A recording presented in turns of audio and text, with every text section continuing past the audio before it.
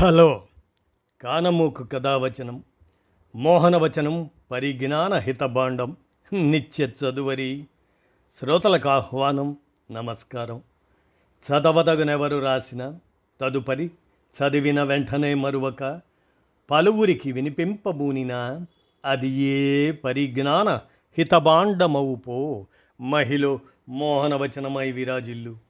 పరిజ్ఞాన హితభాండం లక్ష్యం ప్రతివారీ సమాచార హక్కు ఆస్ఫూర్తితోనే ఇప్పుడు కానమోకు కథావచనం మోహనవచనం సమకాలీన కథా సందేశం శీర్షికన పంచ వకారాలు నర్రా వేణు సౌజన్య గల్పికను ఇప్పుడు మన కానమోకు కథావచనం శ్రోతలకు మీ కానమోకు స్వరంలో వినిపిస్తాను, వినండి.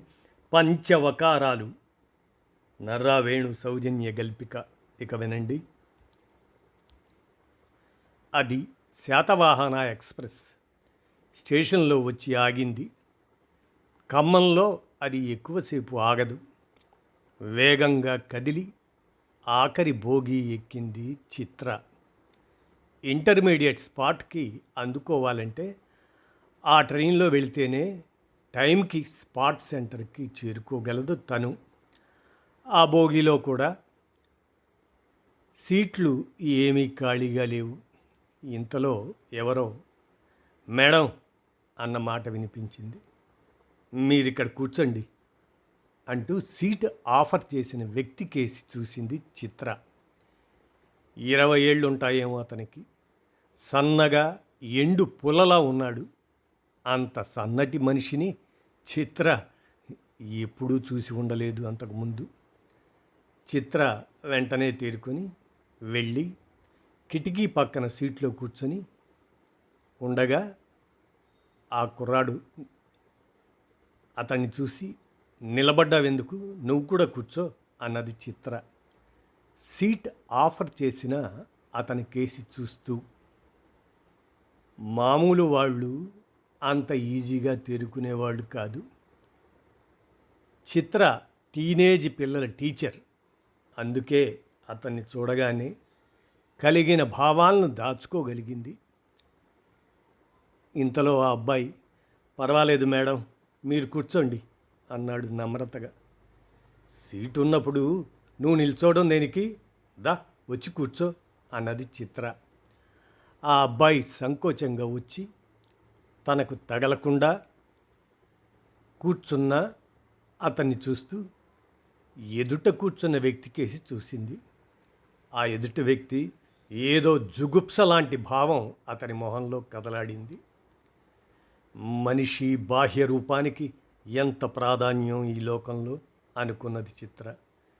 కేవలం ఇతను సన్నగా రివటలా అస్థిపంజరంలా ఉన్నాడనేనా అతని ఎదుటి వ్యక్తి ఇతన్ని జుగుప్సగా చూస్తున్నది. అంతలో మనిషి బాహ్య రూపానికి ఎంత ప్రాధాన్యం ఈ లోకంలో అనుకున్నది చిత్ర. వెంటనే ఆ కుర్రాన్ని, నీ పేరేమిటి అని అడిగింది. నిశాంత్ మేడం అన్నాడు. ఎవరైనా ఏమైనా అడిగినప్పుడు వాళ్ళ కేసి చూస్తూ మాట్లాడాలి, అంతేగాని తల వంచుకొని మాట్లాడొద్దు అని నవ్వుతూ అన్నది చిత్ర ఆ కుర్రాడితో. అతను తల ఎత్తి ఆమె కేసి చూశాడు.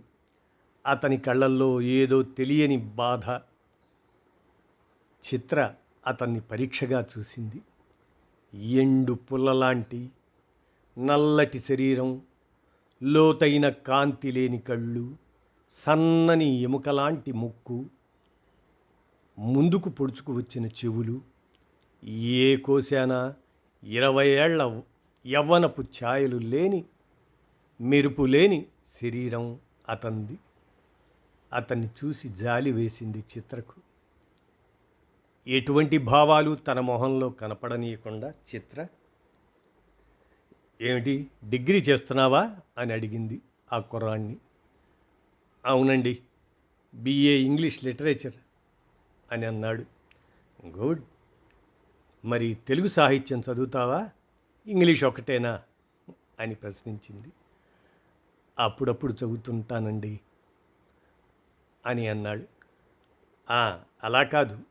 మాతృభాష రానివారు పరభాషలో ప్రావీణ్యం సాధించలేరు అంటూ ఇంతకీ ఏ ఏ రైటర్స్ సాహిత్యం చదవాలో అతనికి సజెస్ట్ చేసింది.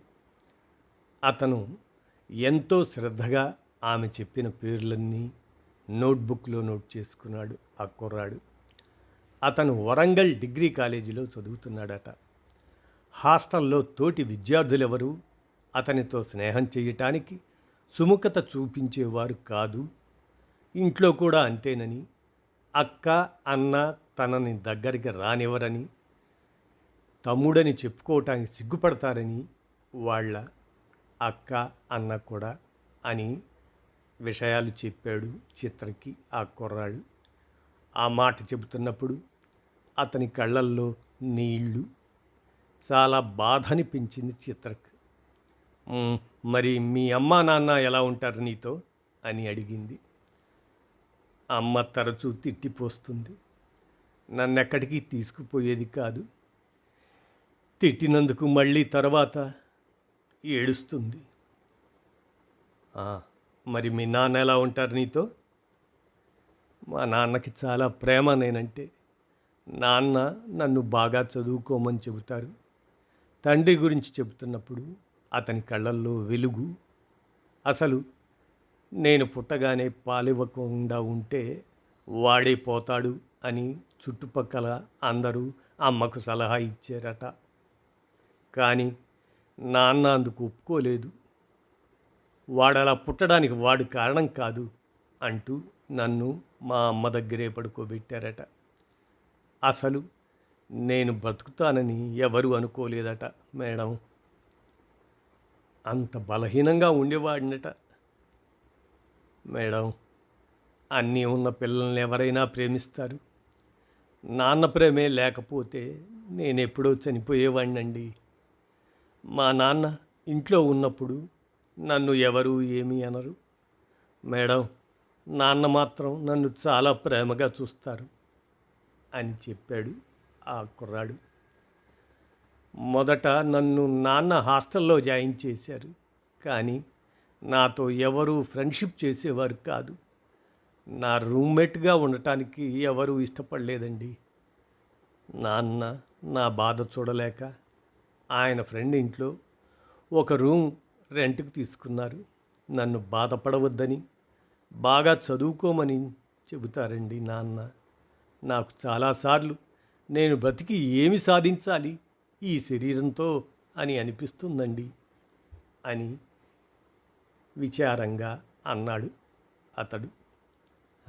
అలా అనకూడదు అని చిన్నగా మందలించింది చిత్ర. వరంగల్ వచ్చేదాకా ఆ అబ్బాయి ఏదో ఒకటి చెబుతూనే ఉన్నాడు.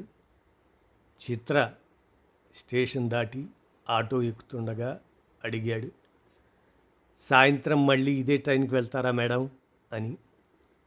అవును. ఒక నిమిషం ఆలోచించి, సాయంత్రం కలుద్దాం అన్నది చిత్ర.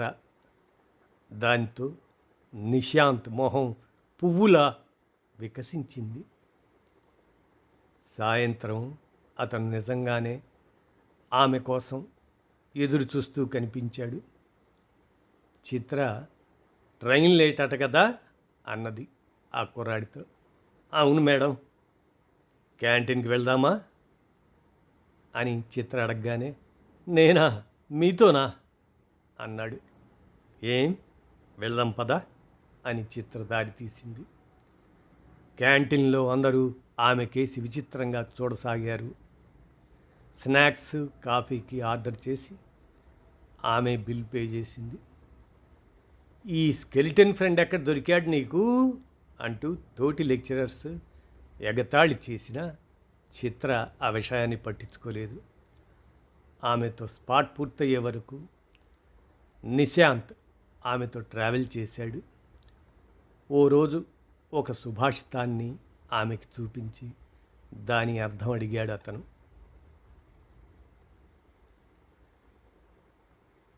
వస్త్రేణ వపుషా వాచ విద్యయా వినయేన చ వకారాః పంచభిర్యుక్తః నారోభవతి పూజితా అని ఆ సుభాషితం.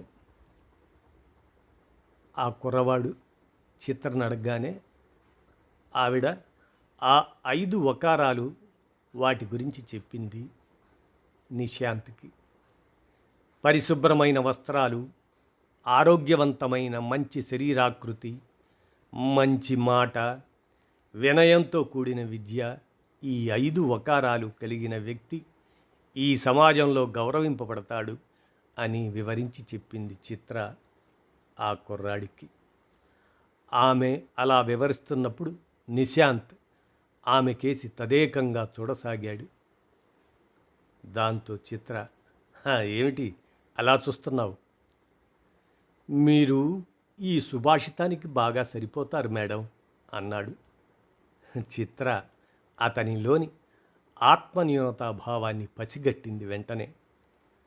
మీ స్కూల్లో కాలేజీలో టీచర్స్ అంతా అలా చాలా అందంగా ఉన్నారా అని అడిగింది చిత్ర ఆ కుర్రాడిని. లేదు అన్నట్టు తల ఊపాడు.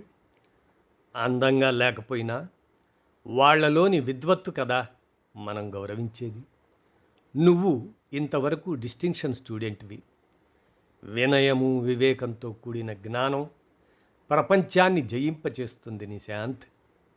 నిన్ను నువ్వు తక్కువ చేసుకొని బ్రతకకు. అందరికీ అన్నీ లభించవు. ఆ 5 వకారాల్లో నీకు లేనిది ఆ రెండోది అని నువ్వు బాధపడుతున్నావు. నీ చుట్టూతా ఉన్న ప్రపంచం ఆ ఒక్క లోపాన్ని కూడా విస్మరించేలా ఎదగాలి నువ్వు. అన్నీ ఉన్నా ప్రేమ ఫలించలేదనో, ఏవో చిన్న అపజయాలకు కూడా ఆత్మహత్యలు చేసుకునేవారు ఎంతోమంది. నీకింకా నీ మీద నీకు కోపం కానీ, సమాజం పట్ల వ్యతిరేకత కానీ లేదు. ఈ ప్రపంచాన్ని నీ దారికి తెచ్చుకోవాలంటే నువ్వు బాగా చదువుకోవాలి. అందగాళ్ళకే ఈ సమాజంలో స్థానం అనుకుంటే అంతకంటే పిచ్చి ఆలోచన ఇంకొకటి ఉండదు. Alexander Pope neo classical age poet ఆయన. 3 అడుగులు కూడా ఉండేవాడు కాదు అతడు. కానీ ఎంత గొప్ప కవి అతడు. అలాగనే మన చుట్టూ మనకు స్ఫూర్తినిచ్చేవాళ్ళు చాలామంది ఉంటారు నిశాంత్. నువ్వు గమనించాలి. వారి స్ఫూర్తిని నీ గమనాన్ని నిర్దేశిస్తుంది అని చిత్ర చెప్పగానే నిశాంత్ కాసేపు తలవంచుకొని ఆలోచిస్తూ కూర్చున్నాడు. నిశాంత్ ఆమెతో అలా 15 రోజులు ట్రావెల్ చేశాడు. ఎన్నో విషయాలు షేర్ చేసుకున్నాడు. ఒక తల్లి చుట్టూతా తిరిగే పసివాడులా ఆమె చెప్పే ప్రతి మాటను శ్రద్ధగా వినేవాడు ఆ 15 రోజుల కాలంలో. నిశాంత్, రేపటి నుండి నేను రాను. త్వరలో నా పెళ్ళి. నా కాబోయే హస్బెండ్ ఇండియన్ ఎయిర్ ఫోర్స్లో పనిచేస్తారు అని ఆ 15వ రోజు ఆఖరి రోజుగా చెప్పింది నిశాంత్తో చిత్ర. ఆమె ఇంకా తనకు కనపడదని అర్థమైంది నిశాంత్కి. మేడం, మీతో ఒక సెల్ఫీ తీసుకోవచ్చా అమ్మా అన్నాడు. అమ్మా అనడంలో అతనిలోని ఆర్తి అర్థమై వైనాట్ అంటూ సెల్ఫీ దిగింది. ఆమె రైలు దిగి వెళ్ళిపోతుంటే నీళ్లు నిండిన కళ్ళతో చూస్తూ ఉండిపోయాడు నిశాంత్. అలా 10 ఏళ్ల కాలగమనంలో చిత్ర 2 బిడ్డల తల్లి అయింది. భర్తతో పాటు దేశంలో ఎక్కడ పోస్టింగ్స్ వస్తే అక్కడ ఉండాల్సి వచ్చేది. నేవీ స్కూల్స్లో ఉద్యోగం చేసేది. భర్త ఉద్యోగరీత్యా హైదరాబాద్ వచ్చారు. ఆ రోజు ఆడబిడ్డ కొడుకు రాహుల్ వచ్చి, మంచి మోటివేషనల్ స్పీచ్ ఉంది, వస్తారా అత్తయ్య అంటూ అడిగాడు. ఆ రోజు తన భర్తతో కలిసి ఆ ప్రోగ్రాంకు వెళ్ళింది చిత్ర. ఆ హాలు అప్పటికే దాదాపు నిండిపోయింది. లాస్ట్ రోస్లో సీట్స్ దొరికాయి. వక్త అప్పటికే స్టేజ్ మీద ఉన్నాడు. పరిచయ కార్యక్రమాలలో యువత హోరులో అతని పేరు సరిగ్గా వినపడలేదు చిత్రకు. యథాలాపంగా తలెత్తిన చిత్ర వక్తని చూసి ఆశ్చర్యపోయింది. కాషాయ దుస్తుల్లో నిశాంత్. సందేహ నివృత్తి కోసం అతని పేరేమిటి అని పక్కన వారిని అడిగింది. నిశాంత్ కృష్ణప్రభు చెప్పాడు మేనల్లుడు రాహుల్. సందేహం లేదు, అతను నిశాంత్. ఆహార్యం మారింది, అతని శరీరం మారలేదు. ఇస్కాన్ సభ్యుడయ్యాడు, తన జీవితాన్ని సవ్యదిశలో మళ్లించాడు. దేశ విదేశాల్లో మోటివేషనల్ స్పీకర్గా పేరు తెచ్చుకున్నాడు. అతని స్పీచ్ మొదలైంది. ఒక్కొక్క పరిచయం, మాట జీవిత గమనాన్ని ఎలా మారుస్తాయో చెబుతూ అన్నాడు. ఆ తల్లి పేరు ముఖ్యం కాదు. 10 ఏళ్ల క్రితం ఒక్క 15 రోజుల ప్రయాణంలో నాలోని ఇన్ఫీరియారిటీ కాంప్లెక్స్ను తొలగిపోయేలా చేసి దిశానిర్దేశం చేసిన ఆ తల్లికి వందనం అంటూ ఇంకా ఇస్కాన్ గురువు కూడా నమస్కరించుతూ ప్రోగ్రాం ఆరంభించాడు. ఆద్యంతం సభ నవ్వులతో ముంచెత్తుతూనే యువతరానికి కావలసిన మార్గదర్శకాలు సూచించాడు. నైతిక విలువలు పాటించడం ఎంత ముఖ్యమో చెప్పాడు. సామాజిక బాధ్యతలు ఏమిటో, అవి ఎందుకు ఎలా స్వీకరించాలో తెలియజేశాడు. చిత్ర ఆ వక్తను చూస్తూ కన్నీళ్లు బయటపడకుండా ఆపుకొని అనుకున్నది, అతన్ని కలవాల్సిన అవసరమే ఇక లేదు. అతడు తనకి గొప్పతనమంతా ఆపాదించాడు, కానీ తాను చేసింది అణువంత. అతను ఆకాశమంత ఎత్తు ఎదిగాడు. ఇప్పుడు ఆ సుభాషితంలోని బాహ్యస్వరూపానికంటే అతని అంతఃస్వరూపం విశ్వవిఖ్యాతమై అతన్ని విజేతను చేసింది. ఆ వకారాల్లో గమనించదగ్గది, వస్త్రేణ వపుషా వాచ విద్యయా వినయేన చ వకారాః పంచభిర్యుక్తః నారోభవతి పూజిత. ఇలా ఆ పంచవకారాలు ఆ బక్క ప్రాణి అయినటువంటి